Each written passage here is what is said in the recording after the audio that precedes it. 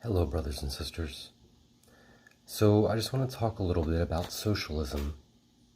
Of course, I wouldn't label myself any political system or any economic model. I wouldn't say that I represent any of those, because if the world was in harmony, or for any person that is living from the heart, any person that can see everyone else here as their brother and sister, and act from unconditional love, then no governance is necessary. Literally, no governance is necessary. So, except maybe logistically, but not self-governance of the people. Criminal justice and law in that way is certainly not necessary when all participants are acting from love. Okay, so that's my true vision of a political system or government system. If I had to label it, it would probably be socialist anarchist, because I believe decisions need to be made in mass, and that sometimes it is efficient to have particular people overseeing those. Okay, but in talking to a lot of people, in the world, recently, I realize almost no one understands what socialism is at all. First of all, they're confusing it with the governance system. That is not what it is. It is an economic model. The only thing it can be compared to, or contradicted, or put contrary to, is capitalism. That's the economic model that it's supposedly against. But understand this, to be very clear, there is no socialist nation in the world, and there never has been. Not one, not ever. Why? Because every nation in the world uses fiat currency. Every nation in the world uses the same, they can all trade currencies. They can all trade currency. That puts them under the same economic system. That's all capitalism. All of it. There are shades of capitalism, all the way to what they would call like democratic socialism, which is a socialist kind of capitalism, but there still is capitalism in those societies. It's so ingrained into the world narrative and the whole consciousness of humanity at this point, that people don't even understand they can't even envision the possibility of true socialism.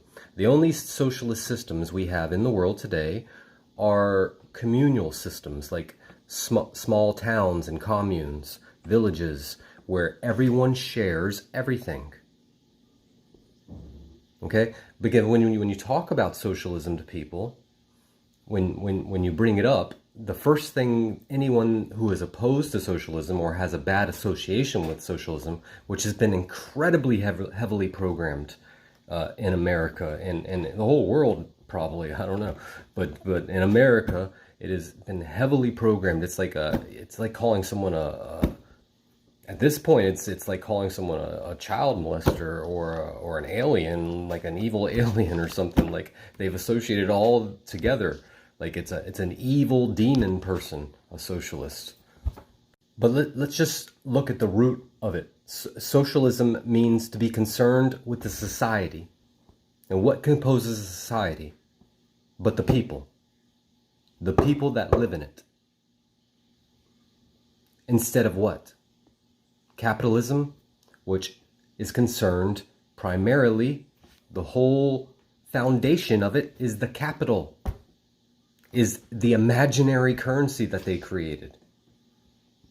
Is, yes, trade and commerce is all involved in that, but it's not about trade, it is about profit.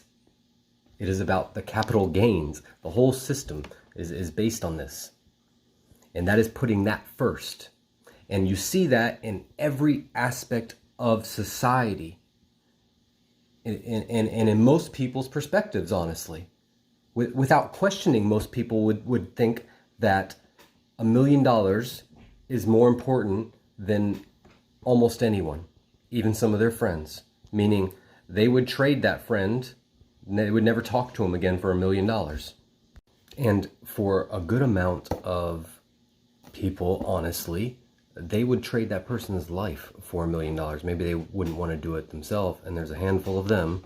I don't know how big the handful is, but there are certainly those who would do that for $1,000,000.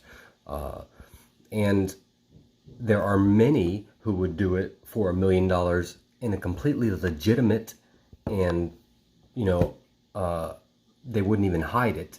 For example, if you went and tried to take $1,000,000 out of a bank, a police officer, if the situation warranted it, or if they felt it, they would kill you for that $1,000,000 to retrieve that imaginary paper money, that represents nothing. I mean, it is representative of everything, because everything has been commoditized through the system. So anything that you can trade with their imaginary currency is then part of the valuation of it, but only because we have allowed it. It has no value unto itself.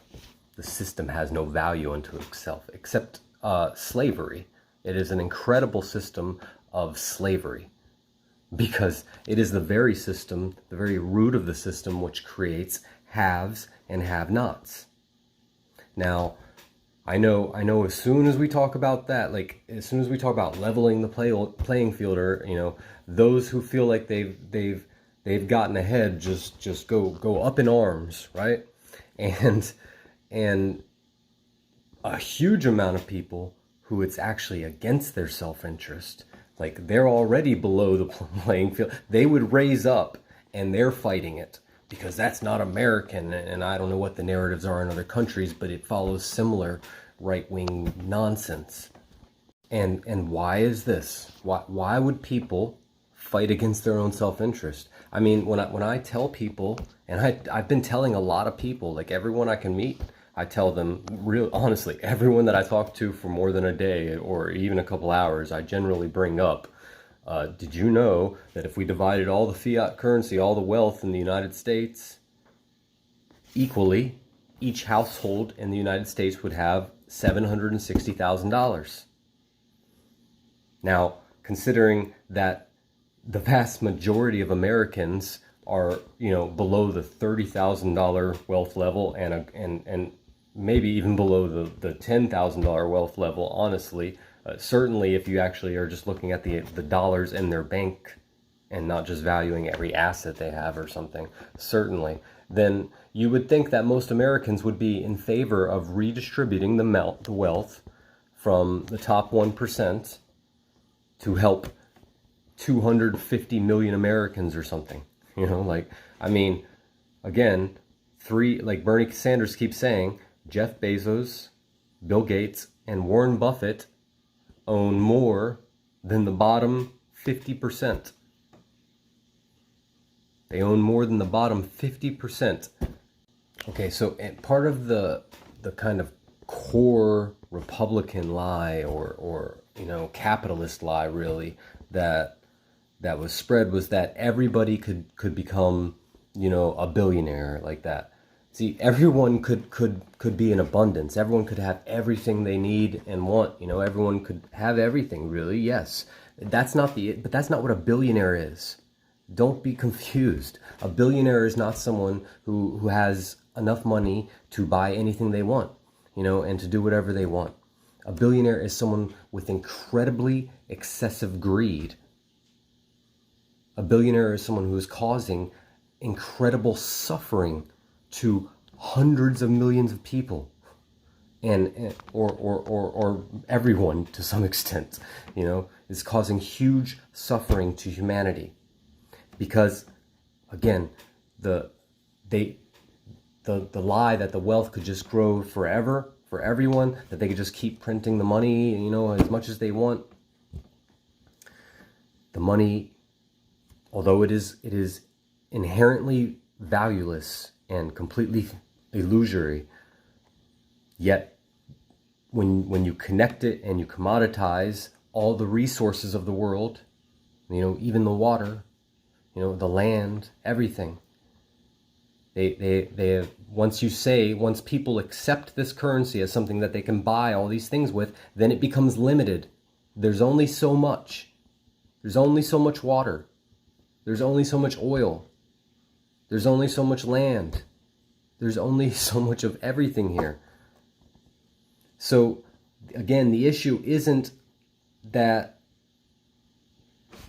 everyone could be wealthy in the sense like we all could have anything we want, but that's again not what a billionaire is, because they don't spend what they have, not even close. And what they don't spend, the share that they'll never touch and never see, and that their kids will never touch and never see, and that just keeps growing forever.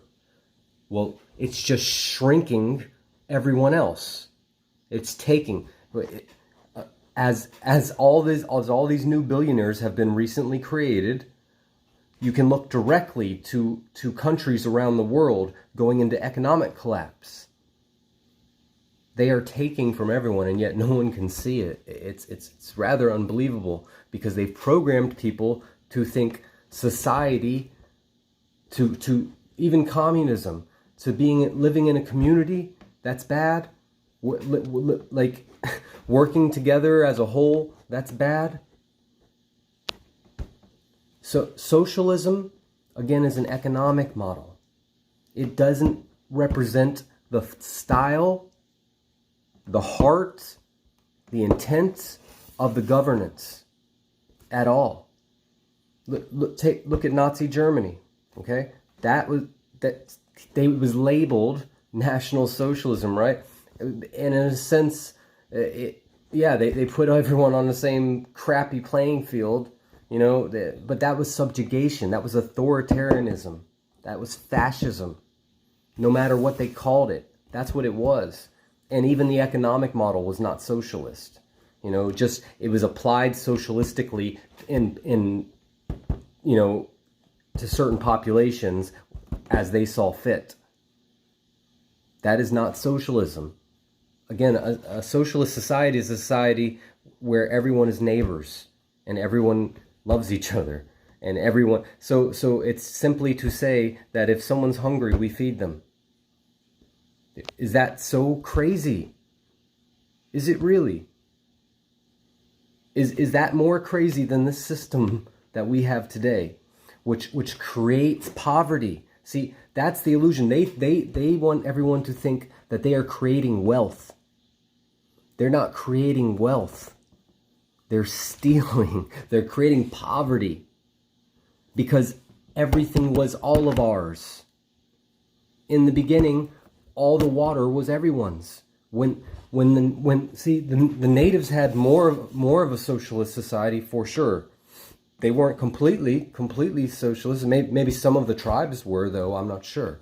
But when the white people, when the Europeans came here and massacred them, but in the beginning there were several different interactions. From outright attack to negotiations and dealing with them, especially depending on how remote the settlements were, how much resources they had, and how many natives there were in the area, how hostile they were. There were, in the beginning, situations where the natives actually outnumbered the settlements, the missionaries, settlers, whatever.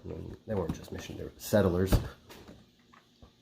So they had to negotiate with them out of their interest, and they tricked the natives into thinking it was in their interest. But when they started to talk about like buying the land from them, the natives didn't understand the concept.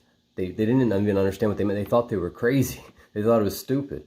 It's like, it'd literally be like me walking up to you and saying, hey, do you want some of this air? I will trade you all this air right here. But the switch to socialism, okay, does not have to be some crazy dramatic thing. It only takes us changing our perspectives about what's important. Fundamentally, that's what needs to change. Like, when I say it all the time, they train police officers. The reason we have constant violence and all these stories, like and if you care to look, like if you care to look on the internet at the countless people who are videotaping cops, like there are just countless videotapes of, you know, police officers acting badly, acting out of good faith, acting illegally, you know. And to act illegally in this system isn't even like, I mean, they could be really bad without acting illegally, is what in this system is what I'm saying, because the system already allows for a lot of abuse. The system was built up around, again, capitalism and its ideas, which was designed by the robber barons. It was designed by the elites. And everyone's been spoon-fed it, and they just suck it up. Again, the socialists are the bad ones. Where? They were the ones fighting for the people's rights, the workers' rights, the union rights. But see, that all of that stuff, like, okay, it was wonderful that people rose up in some of these socialist movements and stuff, but understand, none of them ever were ever able to apply socialism in any way.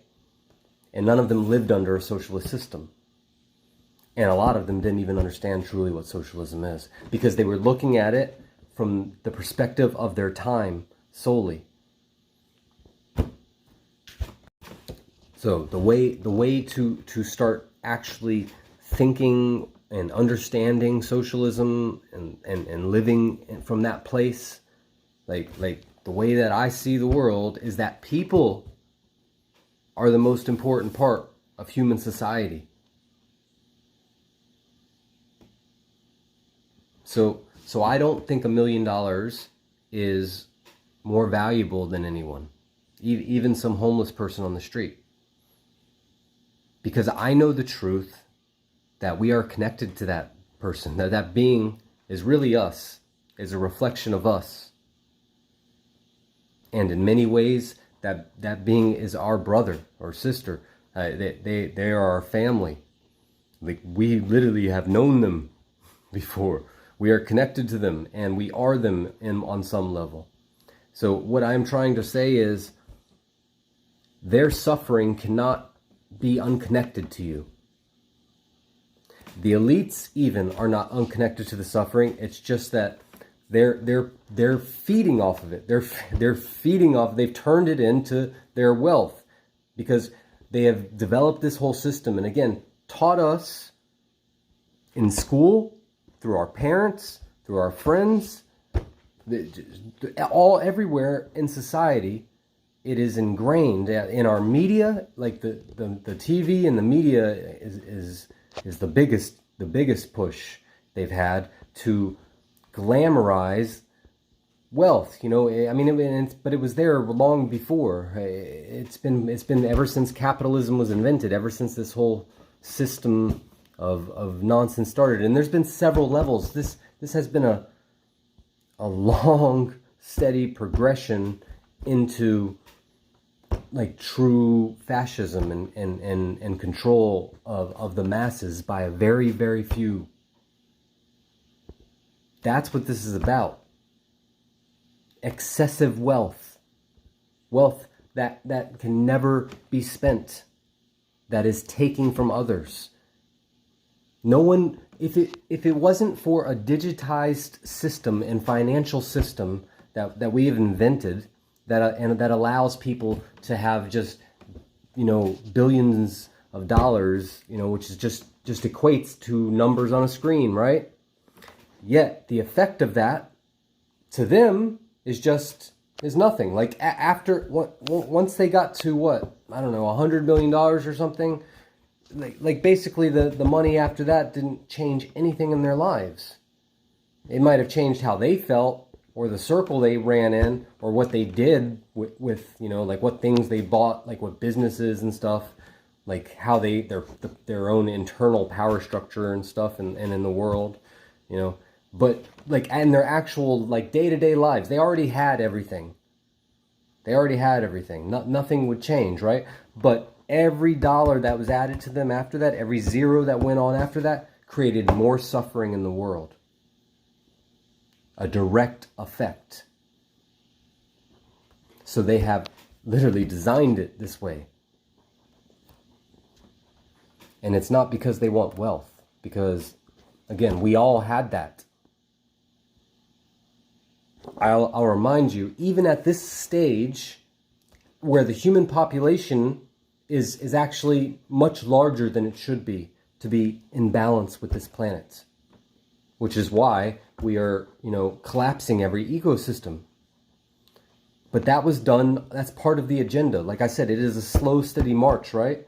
It wasn't just in government, and it wasn't even just in this country. It wasn't even just in this era, in this century, in this millennia.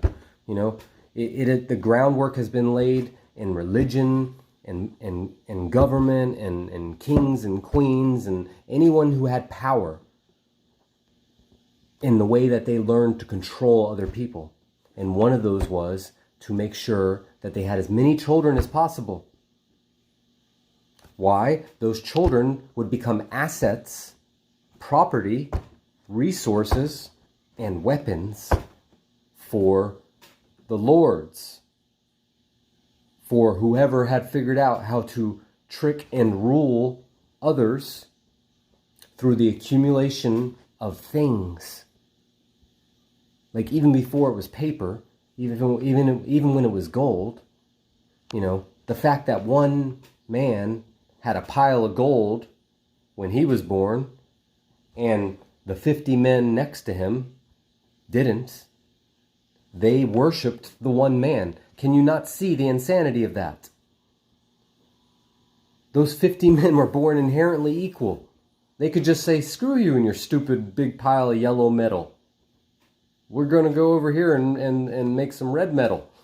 like it's just insanity. But because we accept that money is real and valuable, that capital is valuable and an inherent part of our society that we need to protect and uphold. It is our damn slavery tool. It is a slavery tool. And again, this isn't wealth. So it's not like if I get given $10,000, I'm going to object. No, because that in this society where capital, under capitalism, in this society, it is how abundance expresses. It's not the only way abundance expresses. There are many ways it can express outside of the limitations of their financial wizardry, but it is certainly one way it will express here, But that is, I don't want any wealth beyond what I can use, ever. So, I don't even know what that would be, honestly. I don't know, what money, in this system, how much money exactly I would need, but, to where I could just live comfortably for the rest of my life and not have to worry about it, right? So, I don't know how much that would be, but maybe $1 million. I don't know. I don't think it would take that much, honestly. But, so, whatever it is, after that, I would give anything away. If I was given $50 million today, I'm pretty sure I would give up 49 million. I don't know, maybe. Now some of it I may put into I would build things, maybe foundations and things to help people, and I would give a lot. I would just walk down the street giving $10,000 to different people over and over and over. Because to me that would feel good. That is something that could actually be done with that money. That's positive. That's beautiful. That's productive to help all these starving people out here. So, again, I know most people when they hear socialism, they go up in arms. Your average American, they do not like the word socialism. It's been heavily programmed into us, right? But the point that I was trying to make, that I was getting to before, is that even under this system, with this population, where the resources of the planet have been spread thin, even under that system, there's enough for everyone. We could make it work to where, and it doesn't have.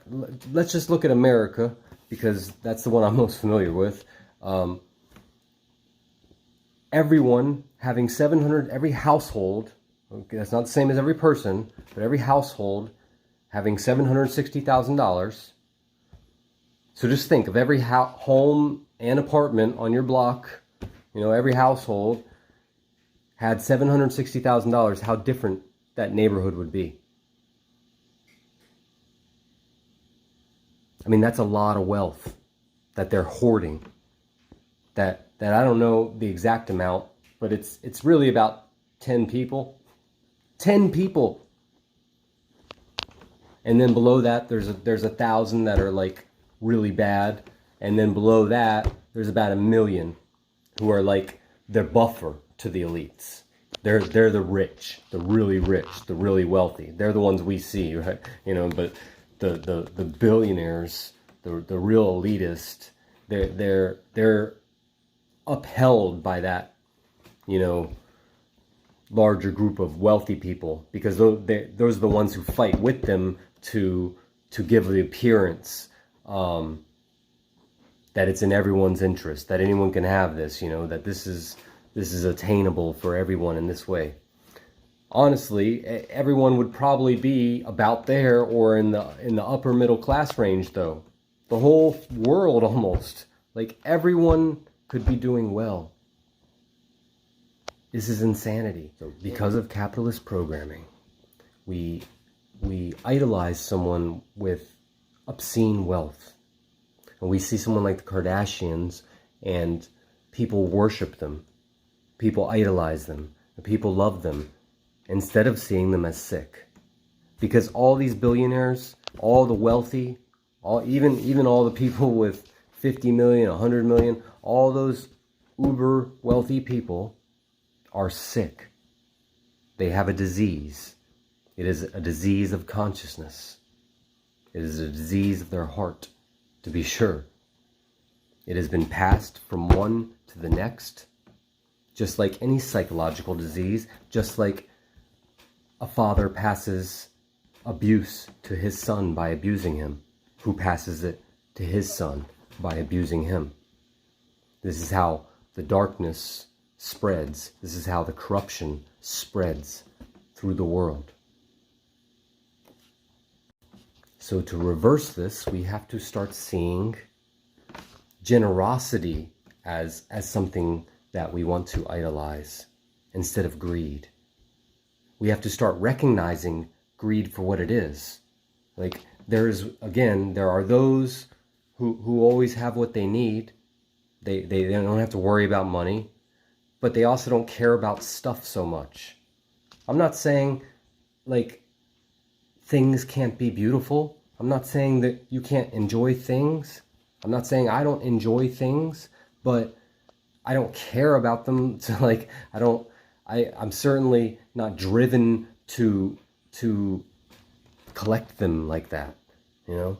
If they're there and they're useful, and they come across my path, then that's beautiful. But I don't need more things.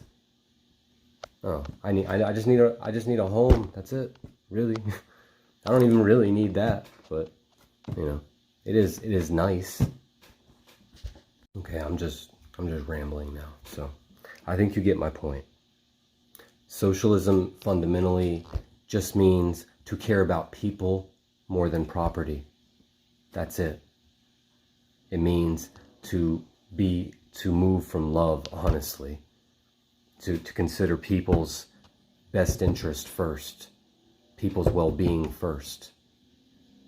It removes, true socialism would remove completely the idea of profit and money and haves and have-nots. Again, it is only because there are rich that the poor exist. Let me repeat that. It is only because of the rich that the poor exist. Period. There's no other alternative. Because before that, there was just people. I mean, this is real. You have to think back. No matter what you think, no matter what religion you believe in, no matter what scientific evolutionary model you believe in, no matter what you believe in, you already know there was a time before money. You know that. There was a time before trade. There was a time we didn't have these things, right? There was a time the land wasn't all carved up and owned by different people, right? There was a time that the water was all free. Wasn't owned by any people, right? And we weren't digging into the ground and pulling out the minerals and the oils from the land and cutting down the trees and all the... Okay? So back then, just think, just imagine, just go back. Just think, it's me, you, and about 10 other people sitting around a campfire. Those woods are all of ours. And the animals, right? Everyone's there together. So how did it become that suddenly this land is mine, this tree is mine? At some point, there's only one way this happened. At some point, some group of people, there must have been like one tree, one apple tree or something, one banana tree, and not enough people for that, or too many people for that tree, or at least one person had that perception, had that idea. So, or maybe there was not enough room in a cave for the amount of people that were trying to get in there. At some point, somebody grabbed a spear and said, this is my cave. You get your own cave. It's my cave. Okay. Now, to say this is my cave right now because there's not enough room, this has some reasonable merit. Maybe a little rude, but at some point, there is not enough room for more people, right? And at some point, people start to become uncomfortable. So maybe find another cave, right? That does make sense. But to say this is my cave in forever, this is, and not just for a lifetime. Like even that wouldn't be insane if we're going to say this is our home. We're going to stay here for our lives, But to make a marking that says only this bloodline or someone that has a direct connection to this marking can now go in this cave because this is their cave for all of eternity makes no sense and is insanity. You can't just claim the land.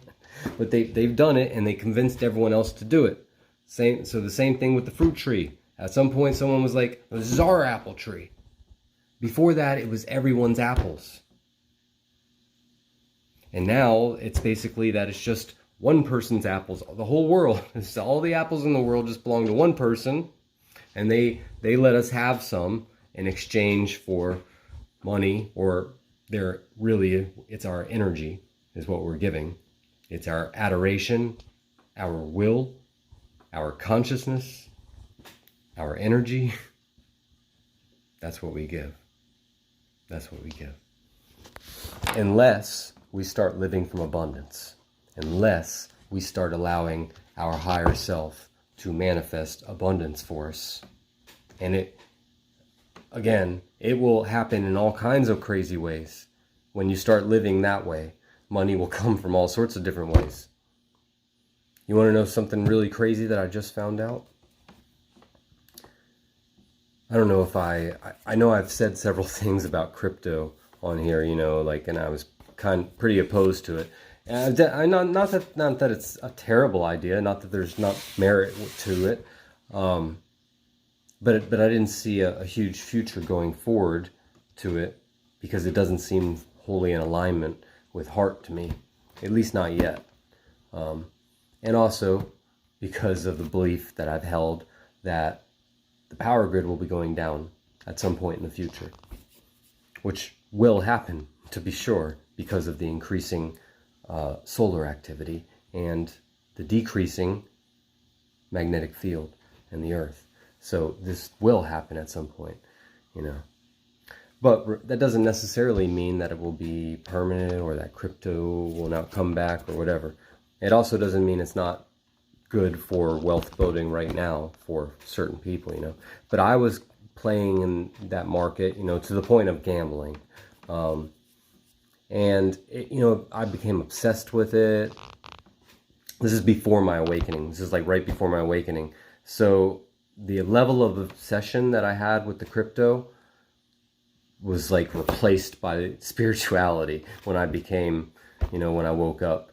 It became, although it's not obsession with spirituality, it's just that much energy and focus, the same level of commitment. Like I started meditating 10 hours a day, especially in the beginning. So to understand what was happening to me, So anyways, when at some point, to be honest, I had all my money in the crypto, in the crypto market, which was stupid. I never should have put that much in, but I got greedy. I was like, well, because I could see what was happening, so I was like, well, if I keep putting more in now, I was looking at the future profits, so I put more in than I could handle. And then like I realized that I needed this money, and then it started to go down more and more and more. And I knew it would go back up at some point, but I didn't think I could sustain I was watching all my money just vanish, and I had to pull some of it out at some point in the future.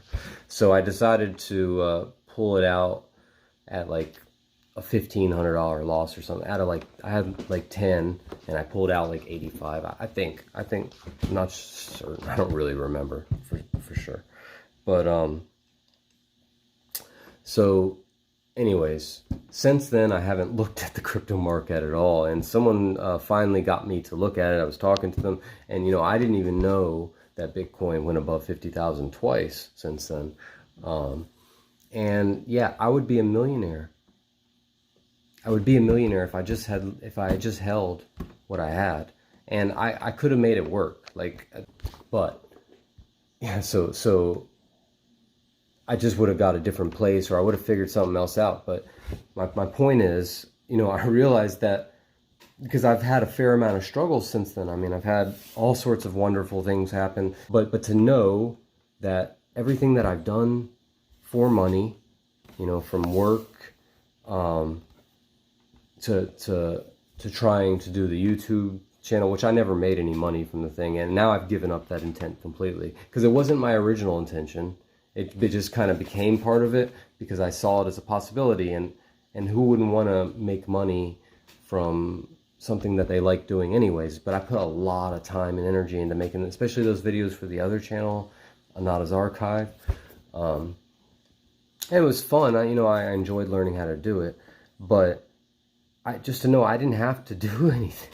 It was all lined up for me. I just had to hold what I had, I didn't have the patience to follow through. I didn't have the fortitude to follow through with the original vision that I had. I didn't trust it. I was too confused, and I started to think it was all ego. Whatever. The ego certainly corrupted it and turned it into like a gambling addiction, basically. Where I was like day trading. But anyways, I've said enough. Love and light to all beings. Sorry, one more thing, just to be really clear. So again, socialism can be paired with any governance style. You could have democratic socialism. You could have fascism socialism. You can have authoritarianism socialism. You can have anything. You can have anarchist socialism, truly, which is just a community that has no leaders, where everyone just takes care of everyone and cares for everyone, which is truly a natural society, really. But anyways.